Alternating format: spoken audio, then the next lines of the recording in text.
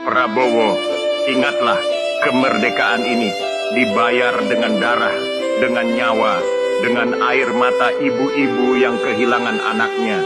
Pemimpin bukanlah singgasana, bukan mahkota. Pemimpin adalah pengorbanan. Ia rela hancur asal rakyatnya hidup mulia.